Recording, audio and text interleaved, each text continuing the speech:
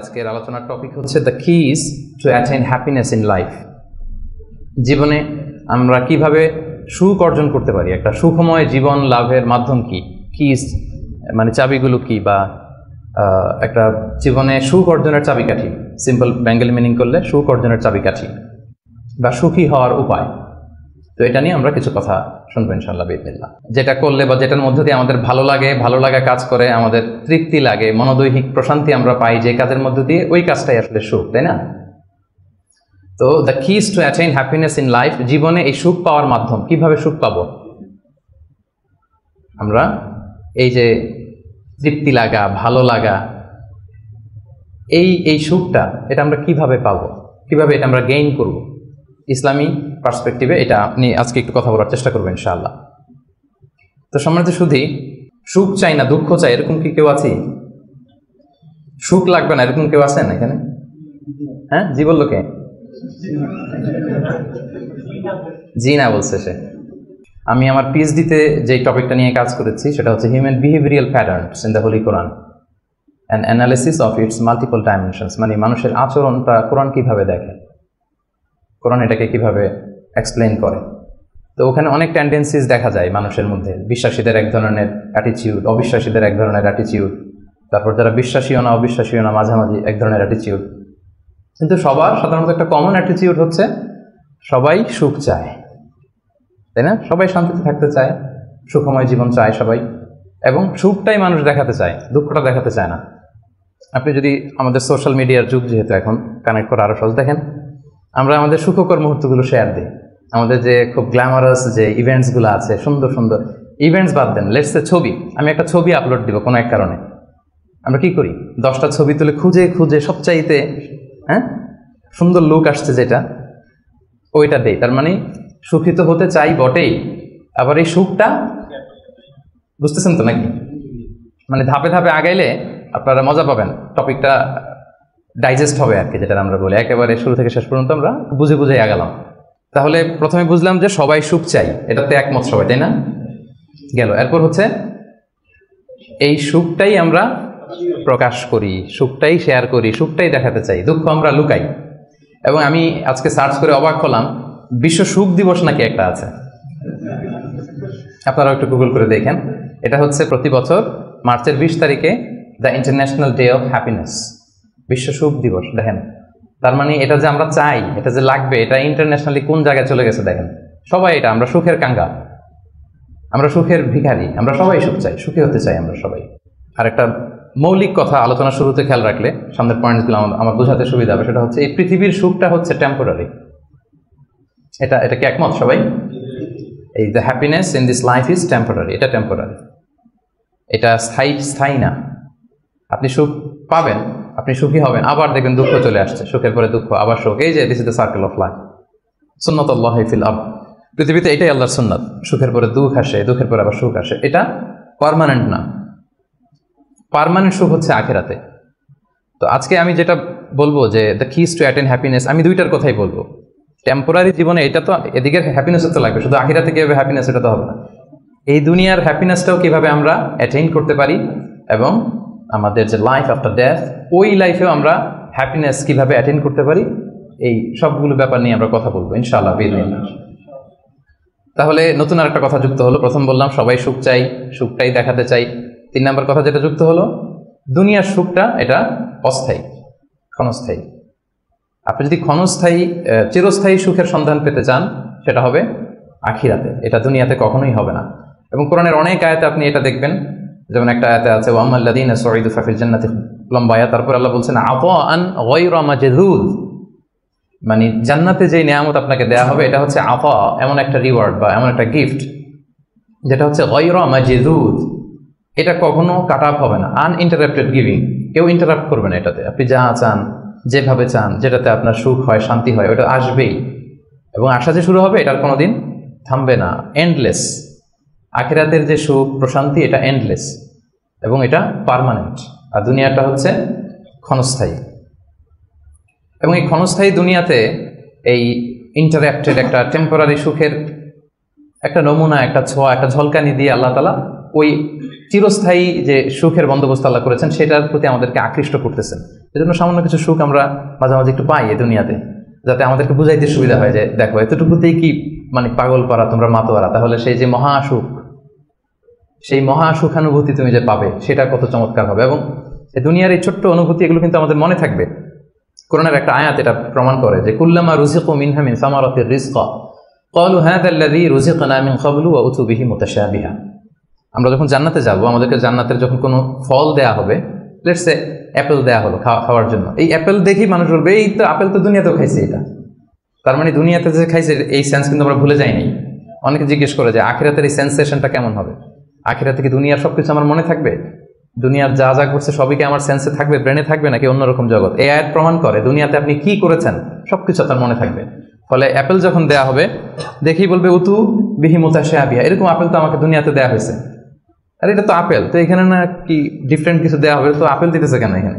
Apple অনেকে apple লাইকও করে না দুনিয়াতেই, সেইখানে যদি আপেল দিয়ে আপেল দেয় বা কমলা দেয় হয়তো মানুষ এরকম প্রশ্ন করবে। এবং কোরআন তো সেটা টেস্টিফাই করছে যে হ্যাঁ, মানুষ বলবে যে এটা তো আমরা দুনিয়াতেই খাইছি। তখন আল্লাহ বলবে যে না, এটা অ্যাপেল, বাট দুনিয়ার অ্যাপেলের মতন। দুনিয়ার আপেলে একটা স্বাদ পাওয়া যায়, এই আপেলে 1000 স্বাদ পাওয়া যাবে। মানে এটার ফিচারটাই আলাদা। এটা খেয়ে দেখো না, টেস্টি করো নাই, একটা বাইট দিয়ে দেখো যে কিরকম। তো এই আয়াতটা আমি আনলাম এজন্য যে মানুষের সব খেয়াল থাকবে, দুনিয়াতে কি হয়েছিল, কি খাইছিল, কি করছিল, তার সব হিস্ট্রি তার মনে থাকবে। তার মানে এই টেম্পোরারি আমাদের এই জীবনে, এই ক্ষণস্থায়ী এই দুনিয়ার জীবনে আল্লাহ তাআলা সামান্য সুখের ছোঁয়া আমাদেরকে দিয়ে সে আখিরাতের মহা সুখের প্রতি আল্লাহ তাআলা আমাদেরকে আকৃষ্ট করছেন।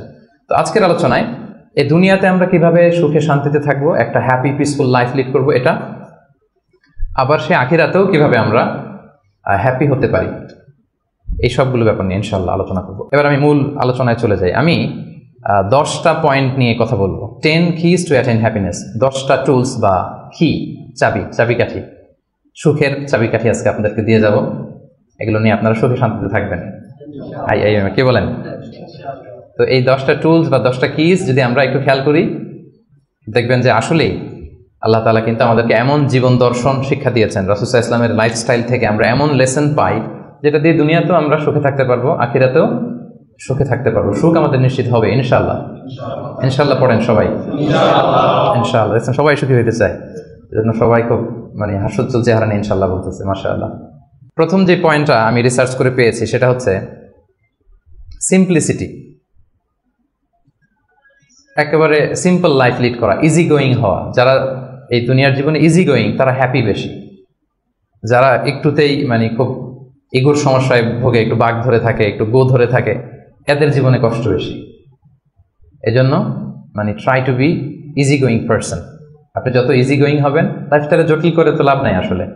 যত সিম্পলি আপনি জীবনকে যাপন করতে পারেন, হ্যান্ডেল করতে পারেন, ওইটাতেই সুখ। আপনি করে দেখেন, এটাতেই সুখ। আর যারা জটিল করে তারাই কিন্তু অস্থিরতায় ভোগে, অশান্তিতে ভোগে। তাহলে প্রথম কি হচ্ছে সিম্পলিসিটি। হ্যাঁ, আল্লাহ কিন্তু মানে খুব সিম্পলি ইসলামকে মানতে আমাদেরকে বলে, ওমা জাআলা আলাইকুম ফিদ-দীনি মিন হারাজ। কোন কাঠিন্যতা আল্লাহ তাআলা দ্বীনে রাখেননি। ইউরিদুল্লাহু বিকুমুল ইউসরা ওয়ালা ইউরিদু বিকুমুল উসরা। আল্লাহ সহজ চান, আল্লাহ তাআলা কিন্তু কাঠিন্যতা চান না। ইসলামের বিধানগুলো দেখবেন যে অনেক ফ্লেক্সিবিলিটি, সিম্পল। দাঁড়িয়ে নামাজ পড়াকে ফরজ করা হয়েছে, পড়তে পারেন না, বসে পড়লে আল্লাহ তাআলা কবুল করছেন। বসে পড়তে পারেন না, শুয়ে পড়লেও আল্লাহ তাআলা কবুল করছেন। অজু করে নামাজ পড়া আল্লাহ তাআলা আবশ্যক করেছেন। অজু করতে পারতেছেন না, তায়াম্মুম করে পড়লেও নামাজ আল্লাহ তাআলা কবুল করছেন। এই যে দেখেন সিম্পলিসিটি। এবং রাসূল সাল্লাল্লাহু আলাইহি ওয়াসাল্লামের লাইফ লিডিং সিস্টেমে যদি আপনি দেখেন, ওনার অ্যাটিটিউডটা কেমন ছিল, উনি কিভাবে ওনার জীবনযাপন করতেন, ওখানেও দেখবেন যে রাসূল সাল্লাল্লাহু আলাইহি ওয়াসাল্লাম খুবই সিম্পল লাইফ লিড করতেন। তো বলার অপেক্ষা রাখে না। কি বলেন? রাসূল সাল্লাল্লাহু আলাইহি ওয়াসাল্লামের সিরাত যারা পড়েছেন, ছোট্ট একটা উদাহরণ দেই। সহিহ মুসলিমের একটা হাদিস অনেকে শুনেছেন, আম্মা জান আয়েশা রাদিয়াল্লাহু তাআলা আনহা বর্ণনা করেন যে রাসূল সাল্লাল্লাহু আলাইহি ওয়াসাল্লামের অ্যাটিটিউডটা কত সিম্পল ছিল, কত সিম্পলি তিনি লাইফ লিড করতেন। দেখেন, তিনি বর্ণনা করেন যে রাসূল সাল্লাল্লাহু আলাইহি ওয়াসাল্লাম সকালবেলা যখন আসতেন, স্ত্রীদের ঘরে তো ফজরের সালাতের পরে আসতেন, তাই না? ফজরের সালাতের পর রাসূল সাল্লাল্লাহু আলাইহি ওয়াসাল্লাম লম্বা সময় মুসাল্লায় বসে থাকতেন। সালাম ফিরানোর পরে সাহাবাদের দিকে মুখ ফিরিয়ে বসতেন, লম্বা সময় তাসবিহ পড়তেন, ইশরাকের সালাত পড়তেন। এরপর সাহাবাদের সাথে কিছু পার্সোনাল কারো কোনো কোশ্চেন থাকলে ওটার আনসার করতেন। বিশেষ করে রাতে কেউ স্বপ্ন দেখলে ওটার ব্যাখ্যা করতেন রাসূল সাল্লাল্লাহু আলাইহি ওয়াসাল্লাম। রাসূল সাল্লাল্লাহু আলাইহি ওয়াসাল্লাম বলতেন, যেহেতু ফজর জাস্ট ঘুম থেকে উঠে আসছে, এখনই তো স্বপ্নের ব্যাখ্যা দিতে হবে। তো রাসূল সাল্লাল্লাহু আলাইহি ওয়াসাল্লাম বলতেন যে হাল রাআ আহাদুম মিনকুম আল বারিহাতা আর-রুইয়া, গত রাতে কেউ স্বপ্ন টপ্ন দেখছো নাকি? তো সাহাবারা কেউ যদি স্বপ্ন দেখে থাকতেন বলতেন যে আমি তো এটা দেখেছি, আমি এটা দেখেছি। রাসূল সাল্লাল্লাহু আলাইহি ওয়াসাল্লাম নিজের স্বপ্ন আবার বলতেন। রাসূল সাল্লাল্লাহু আলাইহি ওয়াসাল্লামের স্বপ্ন আবু বকর রাদিয়াল্লাহু তাআলা আনহু ব্যাখ্যা করে দিতেন। নবীদের মধ্যে সবচাইতে ভালো স্বপ্নের ব্যাখ্যা করতে জানতেন ইউসুফ আলাইহিস সালাম, ইয়াকুব আলাইহিস সালাম এবং নিঃসন্দেহে আল্লাহ রাসূল সাল্লাল্লাহু আলাইহি ওয়াসাল্লাম। এবং সাহাবাদের মধ্যে সবচেয়ে ভালো স্বপ্নের ব্যাখ্যা করতে জানতেন আবু বকর রাদিয়াল্লাহু তাআলা। রাসূল সাল্লাল্লাহু আলাইহি ওয়াসাল্লামের অনেক স্বপ্ন তিনি ব্যাখ্যা করে দিয়েছেন, কিছু কিছু সঠিক ব্যাখ্যা করেছেন, কিছু কিছু করতে পারেননি। তাবিঈদের মধ্যে সবচেয়ে ভালো স্বপ্নের ব্যাখ্যা করতেন মুহাম্মদ ইবনে সিরিন, আপনারা জানেন। রাসূল সাল্লাল্লাহু আলাইহি ওয়াসাল্লাম বলতেন যে কেউ স্বপ্ন দেখছো? দেখছি, তো ব্যাখ্যা করে দিতেন। এরপরে তো তিনি ঘরে ফিরতেন, যেই রাতে যেই স্ত্রীর ঘরে ছিলেন সেই ঘরেই ফিরতেন। তো আম্মা জান আয়েশা রাদিয়াল্লাহু তাআলা আনহার ঘরে যে রাতে থাকতেন, যখন ফিরে আসতেন উনি বর্ণনা করতেছেন যে একদিন রাসূল সাল্লাল্লাহু আলাইহি ওয়াসাল্লাম এসে ঘরে এসে জিজ্ঞেস করলেন যে হাল আইনদাকুম শাই, মানে ঘরে খাবার টাবার কি কিছু আছে? আম্মা জান আয়েশা রাদিয়াল্লাহু বললেন যে না, মা ইনদানা শাই ইয়া রাসূলুল্লাহ, ইয়া রাসূলুল্লাহ না, ঘরে তো ব্রেকফাস্ট করার মতো কিছু নাই। তখন রাসূল সাল্লাল্লাহু আলাইহি ওয়াসাল্লাম বললেন ফালা ফাইন্নী সাইম, ঠিক আছে তাহলে আমি রোজা রেখে দিলাম। সুবহানাল্লাহি ওয়া বিহামদিহি। এটা সিম্পলিসিটির একটা উদাহরণ। দেখেন, ঘরে খাবার আছে আয়েশা, না খাবার নাই, তখন খাবারের বন্দোবস্ত করাতে তো খারাপ কিছু না, করা যায়। বা বলতে পারতেন যে ফাতেমার ঘরে দেখো না কিছু আছে কিনা, বা পাশে সাউদার ঘরে কিছু পাওয়া যায় কিনা, বা আমি একটু আনসারিদের বাসায় যেয়ে দেখি কিছু একটা ম্যানেজ করা যায় কিনা। যদি এরকম করতেন এটা খারাপ কিছু ছিল না, এটা হতেই পারে। কিন্তু রাসূল সাল্লাল্লাহু আলাইহি ওয়াসাল্লামের অ্যাটিটিউডটা দেখেন, খাবার আছে ঘরে, না খাবার নেই, আচ্ছা ঠিক আছে, না যেহেতু রোজা রেখে দিলাম, আমি রোজা আজকে আমি রোজা নিয়ত করে ফেললাম। চিন্তা করছেন কত সিম্পল লাইফ। তো এইভাবে আপনি যদি এক পয়েন্টে, তো আমরা অনেক লম্বা চূড়া কথা বলবো না, খুবই সিম্পল ওনার লাইফ লিডিং সিস্টেম ছিল। His lifestyle was so simple but yet so special. এই সিম্পলিসিটির মধ্যে দিয়ে উনি অনেক স্পেশাল ছিলেন। তাহলে জীবনে সুখী থাকার প্রথম কি হচ্ছে, কি সেটা? সিম্পলিসিটি। জটিলতায় না যে আসেন লাইফটাকে সিম্পল করে, সিম্পলি জীবনযাপন করে, এটা আপনাকে সুখ এনে দেবে। ইট brings happiness to your life. এটা গেল 1 নাম্বার। 2 নাম্বার, আপনার সেকেন্ড কি টু অ্যাটেইন হ্যাপিনেস, এটা হচ্ছে টু ফরগিভ আদার্স, অন্যকে ক্ষমা করে দেয়া।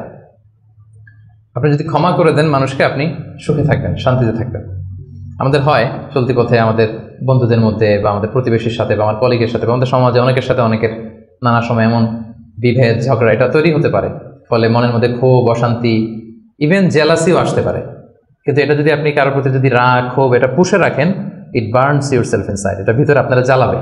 যারে হিংসা করতেছেন, যার ব্যাপারে ক্ষোভ রাখতেছেন, এর কোনো ক্ষতি হয় না। ক্ষতি হয় যে এই ক্ষোভটা লালন করে, এই রাগটা যে ছেড়ে ফেলতে পারে না হৃদয় থেকে, যে মন থেকে মানুষকে ক্ষমা করতে পারে না, সে কষ্ট পায়, অশান্তি নেমে আসে, দুঃখ নেমে আসে। আর যে সিম্পলি ক্ষমা করে দেয় সবাইকে, সে মানে সুখী একটা জীবনযাপন করতে পারে। এবং এটা জরিপেও, গবেষণাতেও দেখা গিয়েছে যে অন্যকে সহজে ক্ষমা করে দেয়, সে হ্যাপি লাইফ লিড করে। তাহলে 2 নাম্বার কি? ফরগিভনেস, ক্ষমা করে দেয়া। এটা আমরা রাসূল সাল্লাল্লাহু আলাইহি ওয়াসাল্লামের জীবনীতে যদি দেখি, রাসূল সাল্লাল্লাহু আলাইহি ওয়াসাল্লাম কি পরিমাণে যে ক্ষমা করেছেন, তো আপনারা নিজেরাও জানেন যে কত ঘটনা। ওনার পুরো জীবনীটাই তো ক্ষমা, সবসময় ক্ষমা করে দিতেন, মনে দুঃখ পুষে রাখতেন না কখনো। এবং সাহাবাদেরকে বলতেন তোমরা ক্ষমা করে দাও। এক সাহাবী এসে বললেন, ইয়া রাসূলুল্লাহ, আমার তো অনেক কৃতদাস, ওরা শুধু কাজ ভুল করে, ওদেরও কি একটু পানিশমেন্ট দেওয়া উচিত না? রাসূল সাল্লাল্লাহু আলাইহি ওয়াসাল্লাম বলতেন না। তো কি করবো? ক্ষমা করে দাও। কয়বার করবো? বলেন প্রতিদিন কমপক্ষে 70 বার। যতবার তুমি আল্লাহর কাছে ক্ষমা চাইবে ততবার ক্ষমা করবে। যতবার আল্লাহর কাছে ক্ষমা পেতে চাও ততবার ক্ষমা করবে। ফিলোসফিটা বুঝতে পারছেন? আমরা আল্লাহর কাছে ক্ষমা চাই, কিন্তু আমরা একে অপরের ক্ষমা করতে পারি না। আল্লাহ তাআলা বলেন যে তুমি ক্ষমা করো, আমি তোমারে ক্ষমা করে দেব। তুমি ক্ষমা করো তোমার ভাইদের, আমি তোমার ক্ষমার ব্যবস্থা করতেছি। তো এই জন্য আমরা যেন ক্ষমা করি। রাসূল সাল্লাল্লাহু আলাইহি ওয়াসাল্লাম সবসময় ক্ষমা করে দিতেন, কারোর ব্যাপারে মনে ক্ষোভ, রাগ এগুলো কখনোই রাখতেন না। একটা ছোট্ট মজার ঘটনা বলি। আনাস রাদিয়াল্লাহু তাআলা আনহু বর্ণনা করেন যে রাসূল সাল্লাল্লাহু আলাইহি ওয়াসাল্লামের পাশ দিয়ে একবার আমি হাঁটতেছিলাম, ও আলাইহি বুরদুন নাজরানি, নাজরান এলাকা থেকে আনা একটা চাদর রাসূল সাল্লাল্লাহু আলাইহি ওয়াসাল্লামের গায়ে ছিল। রাসূল সাল্লাল্লাহু আলাইহি ওয়াসাল্লাম চাদর পরতেন। গলিদুল হাশিয়া, যে চাদরের মানে এই যে চাদরের পাশে ডিজাইন করা থাকে না নাকি, এই তো এটা কি বলে বাংলায়, ভালো বাংলায় নকশা, তো ডিজাইনটারে বলে, কিন্তু চাদরের কর্নার পাশটারে কি বলে? পায়ের পার, এটা বলে বাংলায় না, শুদ্ধটা কি আমি জানি না। তো এই যে চাদরের পারে বা পাইরে গলিদুল হাশিয়া, খসখসে ডিজাইন ছিল। রাসূল ইসলাম গায়ে চাদর মুড়ি আছেন, এক বেদুইন আসছে যার মধ্যে ওইরকম সিভিলাইজেশনের ছোঁয়া লাগে না, সভ্যতার ছোঁয়া লাগে না। সে এসে রাসূল ইসলামের চাদর ধরে টান দিছে, টান দিয়ে বলছে, ইয়া মুহাম্মদ মুরলি মিন মালিল্লাহ আতিনি মিন মালিল্লাহ, বাইতুল মাল থেকে কিছু দাও আমারে। আসছে ভিক্ষা করতে, আয়েশা ধরেন আপনাকে ধরে টান দিল, জামা ছেড়ে ফেললো, কষ্ট দিল। এটা কি হয়? কি করবেন আপনি? মাইর। সহজ সিম্পল একেবারে সলিউশন, মাইর। তো নিশ্চয়ই আমরা রিয়াক্ট করবো, রেগে যাব। বেটা ভিক্ষা যাচ্ছে আমার কাছে আমার পকেট থেকে টাকা নিবে, সে আমার সাথে খারাপ আচরণ করতেছে, তো আমি তো দেওয়ার কথা না সাধারণত, আমি তো রিয়াক্ট করবো। তো রাসূল সাল্লাল্লাহু আলাইহি ওয়াসাল্লাম কি করলেন দেখেন, টান দিলেন, এই জায়গায় দাগ পড়ে গেল। হ্যাঁ, টান যে দিছে একেবারে রাসূল ইসলামের এখানে চামড়া ছিঁড়ে গেছে, দাগ পড়ে গেছে। রাসূল সাল্লাল্লাহু আলাইহি ওয়াসাল্লাম শুধু এভাবে তাকালেন তার দিকে, তাকিয়ে ফাতাবাসসাম, একটা মুচকি হাসি দিলেন, দিয়ে বললেন যাও দিয়ে দাও, বাইতুল মাল থেকে কিছু অংশ দিয়ে দাও। মানে ও যে কষ্ট দিল, ব্যাড বিহেভিয়ার করলো, ওইটা দেখারই সময় নাই ওনার। আগে তো দেখবে, তারপরে না রাগ করবে, ফুলে ফেপে উঠবে রাগে, ওটা দেখারই সময় নেই রাসূল সাল্লাল্লাহু আলাইহি ওয়াসাল্লামের। রাসূল সাল্লাল্লাহু আলাইহি ওয়াসাল্লাম বুঝছেন যে তার ওই জ্ঞান নাই, সে চিনে নাই যে আমি রাসূলুল্লাহ, তার মধ্যে ওই সেন্স নাই। বললেন দিয়ে দাও, ওকে দিয়ে দাও, চলে গেল সে। তাও মুচকি হাসি উপহার দিলেন। সুবহানাল্লাহ, আলহামদুলিল্লাহ। এই যে পজিটিভ অ্যাটিটিউডের কথা আমরা বলি, অপটিমিস্টিজমের কথা বলি, দেখেন রাসূল সাল্লাল্লাহু আলাইহি ওয়াসাল্লামের জীবন থেকে দেখেন অন্যকে ক্ষমা করে দেওয়ার কি নমুনা তিনি স্থাপন করেছেন। মক্কা বিজয়ের কথা যদি ধরেন, তায়েফের কথা যদি ধরেন, তায়েফে তো তিনি রক্তাক্ত হয়েছেন। তায়েফে যে গেছিলেন রাসূল সাল্লাল্লাহু আলাইহি ওয়াসাল্লামের নিজের কোনো সুবিধা নেওয়ার জন্য নাকি? তায়েফবাসীদেরকে জাহান্নামের আগুন থেকে বাঁচাতে, তাই না? কিন্তু তারা কি করলো? অত্যাচার করলো, পাথর মারলো, রক্তাক্ত করলো। রাসূল সাল্লাল্লাহু আলাইহি ওয়াসাল্লাম তাদেরকেও ইনস্ট্যান্ট ওই জায়গায় ক্ষমা। এমন না যে ভেবে দেখি ক্ষমাটা করবো কি করবো না, কাল পরশু দেখি, ভেবে চিন্তে যদি ভাল লাগে ক্ষমা করে দিলাম, আর না হলে না করলাম, এটা না, ইনস্ট্যান্ট ক্ষমা। মক্কা বিজয়ের দিন কি হলো?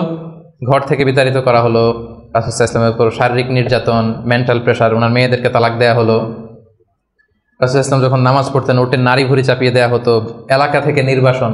কিন্তু অষ্টম হিজরিতে যখন মক্কা বিজয় করে আসলেন তখন কি হলো?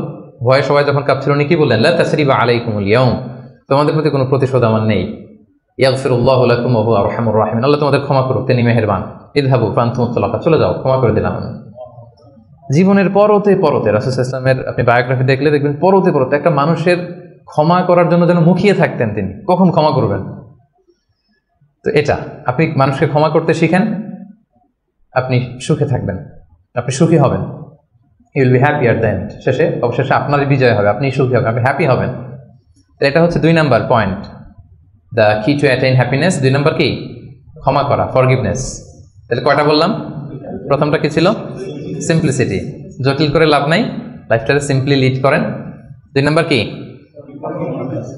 ক্ষমা করবেন। সবাই করবেন, ক্ষমা করে দেন, দেখবেন যে আপনি ভেতর থেকে একটা প্রশান্তি, মনোদৈহিক প্রশান্তি আপনি মানে অনুভব করছেন। 3 নাম্বার, সুখে থাকার 3 নাম্বার চাবিকাঠি হচ্ছে try to make others happy, অন্যকে সুখী করার চেষ্টা করা। মানে আপনি হ্যাপি হইতে চাইলে আরেকজনকে হ্যাপি বানাইতে হবে। বুঝতে পারছেন না ব্যাপারটা? খুব সিম্পল। আপনি যদি অন্য মানুষ কিভাবে সুখী হতে পারে, তারা কিভাবে ভালোভাবে থাকতে পারে, এটা নিয়ে টেনশন করেন, আপনার হ্যাপিনেস নিয়ে এটার দায়িত্ব নিবে কে? কিছু কাউকে দেন, দান করেন, চ্যারিটি করেন, ডোনেশন করেন। এটা করার পরে যে কি সুখানুভূতি, অনুভূতি কি আর বোঝানো যায় না, ওটা অনুভব করতে হয়। এটা আপনি অনুভব করবেন, এবং যারা আপনারা এটা করেন নিশ্চয়ই অনুভব করেছেন। তো এটা যদি আমাদের মধ্যে থাকে, এটা আপনাকে হ্যাপি করবে। চিন্তা করেন ইসলামের বিধানগুলো, ইসলামের বাতলে দেওয়া যে জীবন দর্শন কত সুন্দর, মানে পুরো সমাজের সবাই যেন আমরা হ্যাপি থাকতে পারি, এরকম একটা সিস্টেম, তাই না? অন্যরা হ্যাপি আমি করতে যাচ্ছি, আমি হ্যাপি হয়ে যাচ্ছি। এবং সহিহ মুসলিমের একটা হাদিস এখানে আমি উল্লেখ করতে চাই, লম্বা হাদিস, শেষের অংশটা, টেক্সটটা হচ্ছে এরকম যে আল্লাহু ফি আউনিল আবিদি মা দামাল মা কানাল আবদু ফি আউনি আখি। রাসূল সাল্লাল্লাহু আলাইহি ওয়াসাল্লাম বলেন, আল্লাহ তাআলা ততক্ষণ পর্যন্ত বান্দার সাহায্যে থাকে যতক্ষণ পর্যন্ত বান্দা তার ভাইয়ের সাহায্যে থাকে। কথাটা বুঝতে পারছেন? আই রিপিট, আল্লাহ তাআলা ততক্ষণ পর্যন্ত কোনো বান্দার সাহায্যে থাকে যতক্ষণ পর্যন্ত এই বান্দা তার ভাইয়ের সাহায্যে থাকে। তা আপনি আল্লাহর সাহায্য পাইতে হলে এটা কন্ডিশন কি বলেন তো দেখি? আপনার ভাইকে হেল্প করা, তাকে হেল্প করেন, তার একটু উপকার করেন, আল্লাহ তাআলার পক্ষ থেকে নুসরাত, সাহায্য এটা নেমে আসবে। সুবহানাল্লাহ। তার মানে অন্যের প্রতি ভালো যেটা করেন, এই ভালোটা আপনার দিকে ফিরে আসে। অন্যের প্রতি শুভকামনা, এটা রিটার্ন হয়ে আপনার দিকেই ফিরে আসবে। So try to make others happy, অন্যকে সুখী করার চেষ্টা করা, এটা আপনাকে সুখী করবে। 3 নম্বর পয়েন্টটা বুঝতে পেরেছেন? আচ্ছা, 4 নম্বর পয়েন্ট হচ্ছে, সুখে থাকার 4 নম্বর মাধ্যম হচ্ছে be grateful with what you have. আপনার যা আছে এটা নিয়েই গ্রেটফুল থাকেন, কৃতজ্ঞ হন। যেটা আছে, আমরা যেটা করি, আমার যেটা আছে এটা নিয়ে আমি তৃপ্ত না, আমি অন্যদের গুলো দেখে হাউতাস করি, কিন্তু আমার মাঝেই যে আনন্দ নেয়ার কত কিছু আছে, এটা আপনি একটু খেয়াল করে দেখেন না, একটু খেয়াল করে দেখেন। এবং আল্লাহ তাআলা বলছেন যে ওয়া ইয তাআযানা রাব্বুকুম লা ইন শাকারতুম লা আযীদান্নাকুম ওয়া লা ইন কাফারতুম ইন্না আযাবি লাশাদীদ, যে তোমরা যদি শুকরিয়া করো আমি নিয়ামত বাড়িয়ে দেবো, আর যদি কুফরি করো মানে অকৃতজ্ঞ হও তাহলে আমার শাস্তির মুখোমুখি কিন্তু তোমাকে হতে হবে। তাহলে শুকরিয়া করলে আল্লাহ তাআলা বাড়িয়ে দেয়। তো এই জায়গাটাতে আমাদের বড় ঘাটতি, আমাদের যা আছে what I have I am not happy with that, এটা নিয়ে আমি সুখী না। মনে হয় যে ওইটাতে মনে সুখ, ওই জায়গায় যেতে পারলে আমার জীবনটা একেবারে খুব আমি আনন্দিত হতাম। তারপর আপনি যেই স্থানটাতে যেতে চান ওই স্থানটাতে যে আছে তার সাথে কথা বলেন যে ভাই আপনি হ্যাপি তো, বলে না আমিও তো হ্যাপি না, ওই যে আমি তো খুঁজতেছি ওইটা, আমি যদি একটু ওই পর্যন্ত যেতে পারতাম তাহলে একেবারে মহা সুখ পাইতাম। আসলে সুখটা হচ্ছে আপেক্ষিক, আপনার যেটা আছে আপনি এটা নিয়ে যদি ভাবেন দেখবেন যে শুকরিয়া করে শেষ করতে পারবেন। আপনি দেখেন যে আমাদের মধ্যে কত কমপ্লেইন, কত অভিযোগ, আমার এটা নাই, আমার সেটা নাই, আমার ভালো ক্যারিয়ার নাই, আমার জব নাই, আমার সুন্দরী বউ নাই, আমার ফ্যামিলির এই সমস্যা, আমার ওই মানে আমার জীবনে কিছুই পাই নাই আমি। মানুষের মধ্যে যোগ বিয়োগ এরকম এটা থাকে। কিন্তু দেখেন আপনার চেয়ে খারাপ অবস্থানে যে আছে আপনি একটু দেখেন কি অবস্থা। আল্লাহু আকবার। আপনি যদি ক্যান্সারে আক্রান্ত কোনো পেশেন্টের সাথে যে একটু দেখা করেন তখন বুঝবেন আপনার কি আছে। 2-3 বার কেমোথেরাপি দেওয়া হয়েছে, চুলগুলো দাড়িগুলো পরে একটা ফ্যাকাশে চেহারা হয়ে গেছে, পরে যদি যে জিজ্ঞেস করেন ভাই তুমি কি চাও, বলবে আমি শুধু বাঁচতে চাই। কি চাই? আপনি কি চান? ক্যারিয়ার চান, টাকা চান, ফলোয়ার চান, দাপট চান, আপনার অনেক কিছু লাগবে, আমি এটা চাই ওইটা চাই ওইটা চাই। ও শুধু একটা জিনিস চায়, কি চায় সেটা? যদি কোনোভাবে সে বাঁচতে পারে, মানে ডক্টর এসে যদি বলে যে না আপনি তো রিকভারি করে ফেলছেন, সে যে কি মহা খুশি, মানে অশ্রু সিক্ত সেজদা দিয়ে সে জানামাজ ভিজায় ফেলবে। হায় রে তার কান্না, হায় রে তার শুকরিয়া। কি জন্য শুকরিয়াটা করতেছে? বেঁচে আছে। আপনি বেঁচে আছেন না? আমি বেঁচে আছি না? তো আমি বেঁচে আছি, এই বাঁচতে পারাটা তার কাছে স্বপ্ন। চিন্তা করছেন ব্যাপারটা? এই যে আমরা শ্বাস প্রশ্বাস নিচ্ছি, কি সুস্থ সুন্দর জীবন যাপন করতেছি, এই বেঁচে থাকতে পারাটা একজনের কাছে স্বপ্ন, মহাস্বপ্ন। সে শুধুই বাঁচতে চায়। তো আমরা সুখ আসলে এদিকে সেদিকে খুঁজে পাই। আমার মধ্যে যে আল্লাহ তাআলা সুখের কত টুলস দিয়েছেন, কত মাধ্যম দিয়েছেন, শুকর গুজার হওয়ার মতো কত নেয়ামত আল্লাহ তাআলা দিয়েছেন, সেটা আমরা চোখে দেখি না।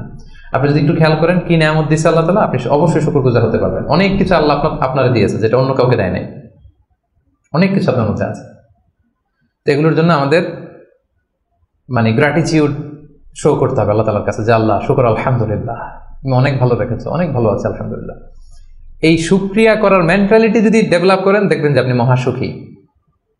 আপনার মধ্যে সুখানুভূতি, মনোদৈহিক প্রশান্তি, শান্তি এটা নেমে আসবে। আর যখনই দেখবেন যে আপনার উপরে যে আছে, রাসূল সাল্লাল্লাহু আলাইহি ওয়াসাল্লাম বলছে যে উনজুরু ইলা মান হুয়া আসফালা মিন, তোমার চেয়ে খারাপ পজিশনে আছে তার দিকে একটু তাকাও, তাইলে শুকরিয়া করতে পারবে। তোমার চেয়ে উপরে যে আছে তার দিকে তাকিও না। এটা এমন না যে আপনি নিজেকে ডেভেলপ করার চেষ্টা করবেন না, করবেন, কিন্তু আপনি ওর দিকে তাকায় আমার এটা হলো না, আমি পারলাম না, এটা আসবে। কিন্তু আপনি যদি নিচের দিকে তাকান তাহলে বুঝবেন যে আল্লাহ তাআলা আপনাকে কত ভালো রেখেছে। তো এই জন্য সুখী হওয়ার 4 নম্বর মাধ্যম হচ্ছে be grateful with what you have. যা আমার আছে এটা নিয়ে যেন আমি শুকরগুজার হই। আমি যেন বেশি বেশি পড়ি আলহামদুলিল্লাহ। বেশি বেশি কি পড়বেন? পড়তে পারবেন তো? নাকি আলহামদুলিল্লাহ বলার মতো জীবনে কিছুই ঘটে নাই আপনার? হ্যাঁ, এরকম কেউ আছেন যে না আমি কি নিয়ে আলহামদুলিল্লাহ বলি, আমার তো আলহামদুলিল্লাহ বলার মতো এরকম কিছুই খুঁজে পাচ্ছি না আমি? এরকম কেউ আছেন? হ্যাঁ, না, আলহামদুলিল্লাহ বলার মতো অনেক কিছু আল্লাহ তাআলা দিয়েছে। খুঁজে দেখেন, সুখে থাকবার মতো আলহামদুলিল্লাহ বলার মতো অনেক কিছু আমাদের জীবনে আছে প্রিয় ভাইরা।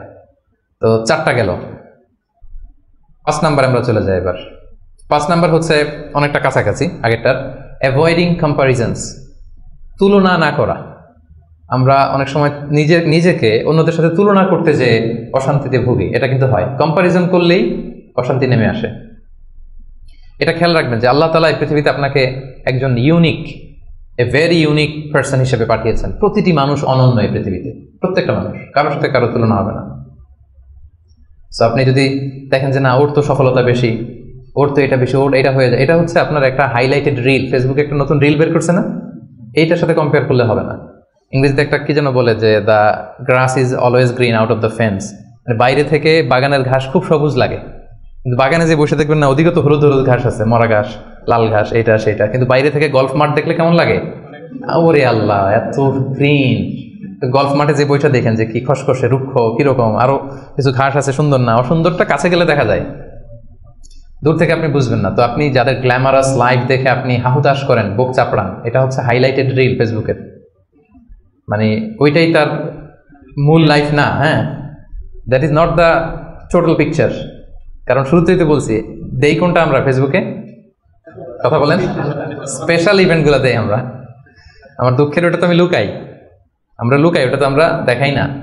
সো অন্যের হাইলাইটেড রিল দেখে যেন হাহুতাশ না করেন। আপনি একজন অনন্য মানুষ, আল্লাহ তাআলা আপনার মধ্যেও এমন কিছু ক্যাপাসিটি, ক্যাপাবিলিটি দিয়েছে, এটা দিয়ে আপনি বিশ্ব জয় করতে পারেন আপনি।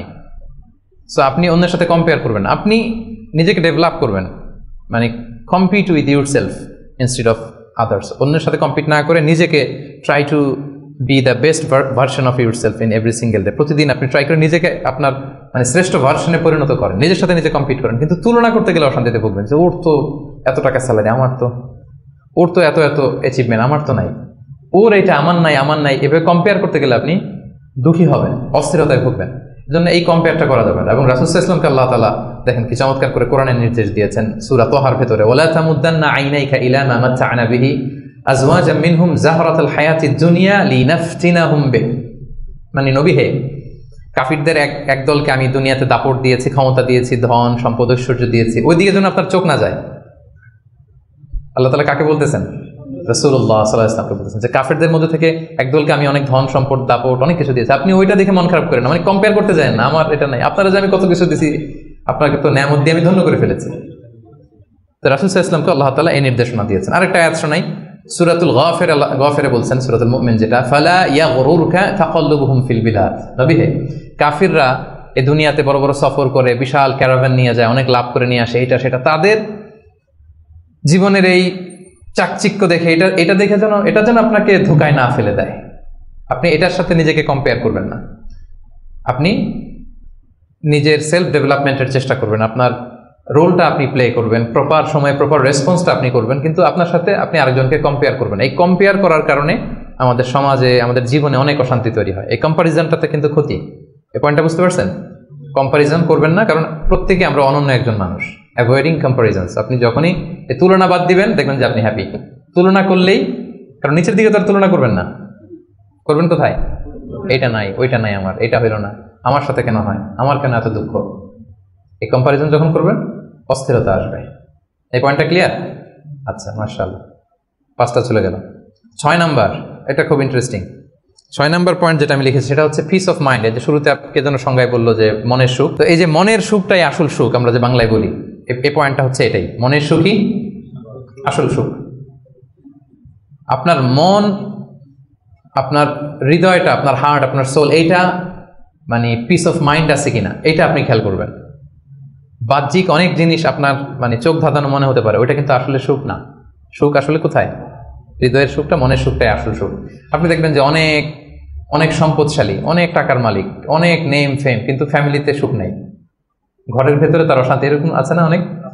আসলে কি সে সুখী?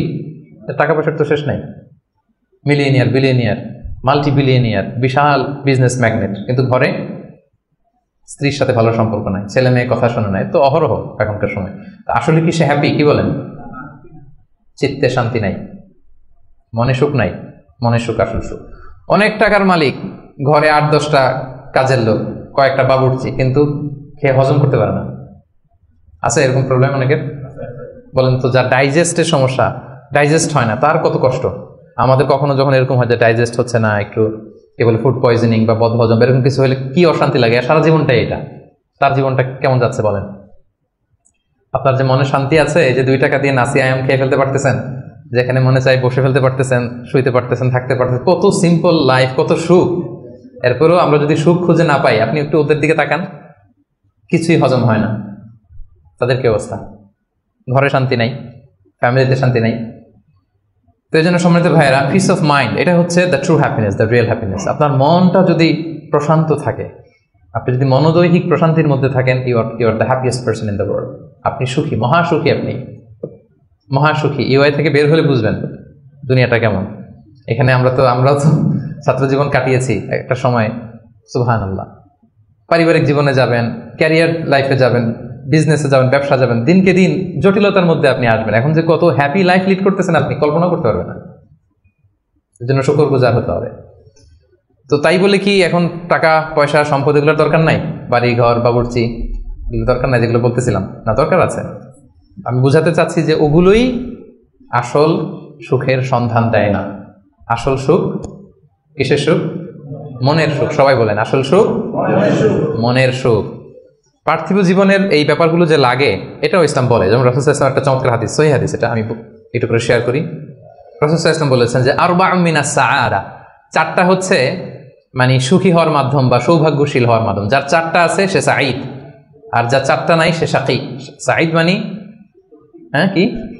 সুখী বা সৌভাগ্যশীল, আর শাকী মানে দুঃখী বা দুর্ভাগা। তো সুখী কারা বা সৌভাগ্যশীল কারা? রাসূল সাল্লাল্লাহু আলাইহি ওয়াসাল্লাম পার্থিব জিনিস যে লাগে এটা যে ইসলাম ডিনাই করে না তার প্রমাণ রাসূল সাল্লাল্লাহু আলাইহি ওয়াসাল্লাম বলছেন যে আরবাউন মিনাস সাআদা, চারটা জিনিস মানুষের সুখ নিশ্চিত করে, সুখ এনে দেয় পার্থিব জগতে, দুনিয়াবি হাইসিয়াতে আর কি। এক নম্বর হচ্ছে আল মারআতুস সালিহা, নেককার স্ত্রী। এটা কিন্তু আপনার জীবনকে সুখময় করার একটা বড় মাধ্যম। দুই নম্বর হচ্ছে আল মাসকানুল ওয়াসিআ, প্রশস্ত বাসভবন। কি বলেন? খুব যদি চিপাচাপা হয় এটা তো ওখানে চলাফেরা করে মজা হবে না স্বাভাবিক, কিন্তু যদি একটা চমৎকার বাসভবন হয় অনেক স্পেশাস, এটা আসলেই সুখ স্বাচ্ছন্দ্যের একটা ব্যাপার, মানে দুনিয়াবি দিক থেকে। তিন নম্বর হচ্ছে ওয়াল জারুস সালিহ, ভালো প্রতিবেশী, গুড নেইবার। কি বলেন? আরবিতে কি বলে? উতলুবুল জার ক্বাবলাদ দার, বাড়ি কেনার আগে আগে প্রতিবেশী দেখে নাও, আরবি ভাষা একটা প্রবাদ। আর চার নম্বর হচ্ছে ওয়াল মারকাবুল হানি, মানে হচ্ছে লিটারালি হচ্ছে সুইট রাইডিং, ভালো একটা আরোহণ। এটা বর্তমানে গাড়ি হইতে পারে, একটা সুন্দর চমৎকার গাড়ি, ভালো ব্র্যান্ডের গাড়ি, মার্সিডিজ না হইতে পারে। তারপর রাসূল সাল্লাল্লাহু আলাইহি ওয়াসাল্লাম টেস্টিফাই করছে আপনার এটা নেগেটিভলি নেওয়ার সুযোগ নাই। হ্যাঁ, এটা দুনিয়াবি দিক থেকে তো অবশ্যই একটা সুখের মাধ্যম, মার্সিডিজ ব্র্যান্ড হতে পারে। অথবা রাসূল সাল্লাল্লাহু আলাইহি ওয়াসাল্লামের সময় ছিল যে কোনো আরোহণ, ভালো ঘোড়া, তেজস্বী ঘোড়া, উট, হ্যাঁ এগুলো। তাহলে এই চারটা হচ্ছে আরবাউম মিনাস সাআদা, এই চারটা জিনিস পার্থিব জগতের সুখ এনে দেয়, মানুষকে সৌভাগ্যশীল বানায়। তার মানে ইসলাম এটা নিষেধ করে না। কিন্তু দ্য পয়েন্ট ইজ হেয়ার, রাসূল সাল্লাল্লাহু আলাইহি ওয়াসাল্লামের জীবনে কয়টা ছিল বলেন? এই চারটার মধ্যে থেকে রাসূল সাল্লাল্লাহু আলাইহি ওয়াসাল্লামের জীবনে আসলে কয়টা ছিল? শুধু এক নম্বরটাই ছিল। যদি আপনি মানে একেবারে সঠিকভাবে চিন্তা করে দেখেন, এই চারটা জিনিস থাকলে যে জীবনটা খুব স্মুথ হয়, রাসূল সাল্লাল্লাহু আলাইহি ওয়াসাল্লাম বলছেন কথা ঠিক, কিন্তু ওনার কয়টা ছিল? একটাই ভালো মতো ছিল, সেটা কি? নেককার স্ত্রী, আল মারআতুস সালিহা, এটা ছিল। দুই নম্বরে আসেন আল মাসকানুল ওয়াসি, তো মোটেও ছিল না। রাসূল সাল্লাল্লাহু আলাইহি ওয়াসাল্লামের ঘরের সাইজ জানেন তো না? এখন মক্কা মদিনায় গেলে বিভিন্ন মাআরিদ হয়, ওখানে দেখা যায় যে কত মিটার বাই কত মিটার, খুবই ছোট একটা রুম। আম্মা জান আয়েশা রাদিয়াল্লাহু তাআলা আনহার ঘরের সাইজটা যদি বলি, খুবই ছোট। এই অল্প কিছু জিনিস রাখতে পারে, একটা জাজিম রাখতে পারে, কয়েকটা জিনিস ঝুলায় রাখতে পারে, আর দুইজন থাকতে পারে কোন রকম। এটা ছিল ওনার বাসভবন। এটা কি আল মাসকানুল ওয়াসি হইছে? পান নাই উনি এটা। এরপর একটা আসেন ওয়াল জারুস সালিহ, ভালো প্রতিবেশী পাইছেন, কাছাকাছি ধরলে পাইছেন, পাশে ফাতেমার ঘর, দিকে স্ত্রীদের ঘর। কিন্তু আপনি যদি বিগার সেন্সে চিন্তা করেন, কারা থাকতো আশেপাশে? এদিকে তো না, আবু লাহাব তো মক্কার কথা, লেটস সে মদিনার কথাই যদি আমরা বলি, আপনার কারা থাকতো? মুনাফিকদের একটা দল তো থাকতোই। আর তিন দিকে জিউস, ইহুদিরা, বনু কাইনুকা, বনু নাদির, বনু কুরাইযা। এরা কি করছে রাসূল সাল্লাল্লাহু আলাইহি ওয়াসাল্লামের সাথে? মানে ট্রেচারির যত ধরন হতে পারে, বিট্রে করার যত ওয়ে হতে পারে, সবগুলো করেছে। একটা রাত শান্তিতে ঘুমাইতে পারে না এদের কারণে। এটা কবে পর্যন্ত? পঞ্চম হিজরির আগ পর্যন্ত ঘুমাতে পারে নাই। বনু ওই কুরাইজাকে যখন করলেন, এক্সাইল করলেন, তারপর থেকে অনেকটা এই জিউসদের ঝামেলা থেকে উনি মুক্ত হয়েছেন। তাহলে চিন্তা করেন, এটাও ছিল না। এরপর 4 নম্বরে যদি আসেন আল মারকাবুল হানি, ভালো যানবাহন বা ঘোড়া, এগুলো ছিল এভারেজ ধরতে পারেন, যেগুলো ছিল কসওয়া, আদবা যা ছিল এগুলো এভারেজ টাইপের। তার মানে রাসূল সাল্লাল্লাহু আলাইহি ওয়াসাল্লামের কিন্তু এগুলো ছিল না। এটা প্রমাণ করে যে এগুলো হইলে জীবন স্মুথ হয়, সুন্দর হয়, বাট এগুলোই সুখ শান্তি দেওয়ার আসল টুলস না। আসল সুখ বলেন না একটু সবাই, আসল সুখ মনের সুখ। এটা খেয়াল রাখতে হবে। এটা আমি কোথা থেকে নিয়েছি? এটা হাদিস থেকে নিয়েছি। এই যে রাসূল সাল্লাল্লাহু আলাইহি ওয়াসাল্লাম বলছে যে লাইসাল গিনা আন কাসরাতিল আরাব, অনেক সম্পদ থাকলে এটাই অন্তরের মজা, শান্তি, প্রাচুর্যতা না। ওয়ালাকিন্নাল গিনা গিনান নাফস, মূল সুখ হচ্ছে অন্তরের সুখ, মূল ধনাঢ্যতা হচ্ছে অন্তরের ধনাঢ্যতা। আপনার অন্তর হ্যাপি তো সব হ্যাপি। আপনি না খেয়ে, সামান্য খেয়ে, আপনি ছোট্ট ঘরের ভিতরে আপনি সুখ আর সুখ, এরকম ফ্যামিলি আছে না? আপনারা কি মনে করেন যে রিক্সাওয়ালার যে বস্তির ভিতরে কুড়ে ঘরে কোনো সুখ নাই? কথা বলেন, আছে না? আছে। এদেরকেও আল্লাহ সুখের সন্ধান দিয়েছেন। তো নট নেসেসারি যে আপনার টাকা পয়সা এগুলো হইলেই সুখ হবে না। আরেকটা হাদিস আমি ইবনে মাজাহ থেকে একটু শোনাই, খুব চমৎকার হাদিস। হাদিসটা শুনুন, ইবনে মাজাহ এসেছে, মান কানাতি দুনিয়া হাম্মাহু ফারাকাল্লাহু আলাইহি আমরাহু ওয়া জাআলা ফাকরাহু বাইনা আইনাই। লম্বা হাদিস, আমি অর্থটা বলি। হাদিসটা একটু খেয়াল করেন আমার সাথে। রাসূল সাল্লাল্লাহু আলাইহি ওয়াসাল্লাম বলেছেন, পার্থিব চিন্তা যাকে মোহগ্রস্ত করবে, মানে যে দুনিয়া নিয়ে পেরেশান, তার কি হবে দেখেন, তার কাজকর্মে আল্লাহ তাআলা অস্থিরতা ঢেলে দিবেন, সে অস্থির হবে। দারিদ্রতা হবে তার নিত্যসঙ্গী, এবং এই পার্থিব স্বার্থ সে ততটুকুই পাবে যতটুকু তার তাকদিরে লেখা আছে, এর বেশি পাবে? অস্থির যদি হন, আপনি পেরেশান হন, যত পেরেশান হন, আপনার তাকদিরে যা লেখা তার চেয়ে 1 ইঞ্চিও বেশি পাওয়া যাবে নাকি? যাবে না। আর যার উদ্দেশ্য হবে আখিরাত, আল্লাহ তার সবকিছু স্মুথ করে দিবেন, সুবহানাল্লাহ। তার অন্তরকে আল্লাহ তাআলা ঐশ্বর্যমণ্ডিত করে দিবেন। এই যেটা বলতেছিলাম যে ফাইনাল গিনা গিনান নাফস, অন্তরের সুখ, হৃদয়ের সুখী আসল সুখ, অন্তরের সুখী আসল সুখ। এবং দুনিয়া স্বয়ং তার সামনে এসে হাজির হবে। যার চিন্তা হচ্ছে আখিরাত নিয়ে, দুনিয়া আপনাতে এসে ধরা দিবে। তো এই জন্য হৃদয়ের সুখটা, এটা যে আসল সুখ, এটার জন্য আমরা ফিল করি, এটা এনশিওর করার ট্রাই করতে হবে। আপনি এটা না করে অন্যদিকে যদি বেশি ছুটেন, আপনার অস্থিরতা কমবে না, এটা আপনাকে দুঃখী বানাবে, অসুখী বানাবে, অস্থির বানাবে, আপনার সুখ কেড়ে নেবে জীবন থেকে। তাহলে এই যে হৃদয়ের সুখ, আসল সুখ, হ্যাঁ, piece of mind is the real happiness, 6 নম্বরটা বুঝতে পারছেন প্রিয় ভাইরা? বুঝতে পারছেন সবাই? আচ্ছা, এবার চলে যাই 7 নম্বরে। 7 নম্বর পয়েন্ট হচ্ছে এক্সপেক্ট লেস। এক্সপেকটেশন যেন লেস থাকে, তাইলে হ্যাপি হবেন। অনেক এক্সপেকটেশন পান নাই কিছু, এই তো দুঃখ শুরু। স্বামী স্ত্রীর কাছে অনেক এক্সপেকটেশন, পায় না এখন কিছু, দুঃখ বাড়তেছে।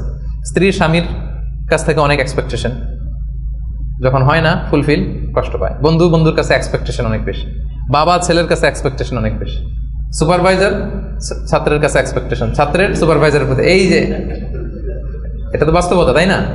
যখন আপনি হাই এক্সপেকটেশন নিয়ে থাকবেন কিন্তু আউটকাম এরকম পাচ্ছেন না, তো কি হ্যাপি না আনহ্যাপি? বলেন, হ্যাপি না আনহ্যাপি? কিন্তু এক্সপেকটেশন খুব একটা আপনি বেশি করেন নাই, এরপরে আপনি যদি বেশি পান কেমন লাগবে? ভালো লাগবে না? আমার এক্সপেকটেশন নেই, একটা হইলেই হইলো, এরপরে দেখি মাশাআল্লাহ শুধু আসতেছে আসতেছে, কেমন লাগবে? ভালো লাগবে? হ্যাঁ, এই জন্য এক্সপেক্ট লেস। এক্সপেক্ট লেস মানে I am not talking about the goal. Goal should be higher and higher and bigger. Goal বড় হবে, কিন্তু আপনার এক্সপেকটেশন যেন অনেক বড় না হয়। আপনার জীবনের গোল থাকবে বড়, কিন্তু আপনি যদি অনেক এক্সপেক্ট করেন জীবনের প্রতিটি ক্ষেত্রে, যখন ওই এক্সপেকটেশন ফুলফিল করবে না, আপনি কষ্ট পাবেন। এই জন্য কালকে কি খাবো, আগামী মাসে কি হবে, এরপরের বছর, এই যে হাহুতাশ করা, অনেক এক্সপেক্ট করা, এটা মানুষের জীবনে দুঃখ নিয়ে আসে। আপনি আজকের জন্য বাঁচেন, কালকের তো জন্মই হয় নাই, আগামীকালের জন্ম হয়েছে। আজকের চিন্তা করেন, আজকের এটা নিয়ে আপনি থাকেন, দেখবেন যে হ্যাপি আপনি। আর যখনই কালকে কি করব, আগামী মাসে কি হবে, 23 সালে তো নাকি মন্দা, টাকার দাম কমতেছে, বিশ্ববাজারের কি অবস্থা, এই গোটা দুনিয়ার সব টেনশন যখন আপনি আপনার দায়িত্বে নেবেন, এই দুঃখ আপনার দুঃখ কেউ থামাতে পারবে না। দেখেন এখানে ইসলামী দৃষ্টিভঙ্গিটা কি দেখেন একটু। আল্লাহ রাসূল ইসলাম চমৎকার একটা কথা বলেছেন, সহিহ বুখারীর বর্ণনা। রাসূল ইসলাম বলেছেন, দুনিয়ার চলতি পথে আমাদের চলাফেরাটা বা লাইফস্টাইলটা যদি এমন হয়, দেখবেন যে ইউ উইল বি হ্যাপি। রাসূলুল্লাহ সাল্লাল্লাহু আলাইহি ওয়াসাল্লাম বলেছেন, কুন ফি দুনিয়া কাআন্নাকা গরীব আও আবিরুস সাবিল। এই দুনিয়াতে তুমি এমন ভাবে চলো যে তুমি গরীব। গরীবের ভালো বাংলা কি? মানে এই জায়গার লোক না, আর কি, এটা আরেক জায়গার, স্ট্রেঞ্জার ইংরেজিতে, মানে as if you are a stranger here. হ্যাঁ, মুসাফির হতে পারে। ওই যে আবিরুস সাবিল বলছে, ওইখানে আসলে মুসাফিরটা চলে আসার জন্য আমি ডিফারেন্সিয়েট করতেছি যে গরীব একটা আর আবিরুস সাবিল আর একটা। এরকম স্ট্রেঞ্জারের মতো অথবা ট্রাভেলারের মতো লাইফ লিড করো। দেখেন হাদিসটা খেয়াল করে শুনতে হবে, তাহলে বুঝতে পারবেন অন্তর্নিহিত যে উদ্দেশ্যটা। এই দুনিয়াতে এমন ভাবে চলো as if you are a stranger in this দুনিয়া or you are a traveller. আচ্ছা, এবার আমাকে উত্তর দেন।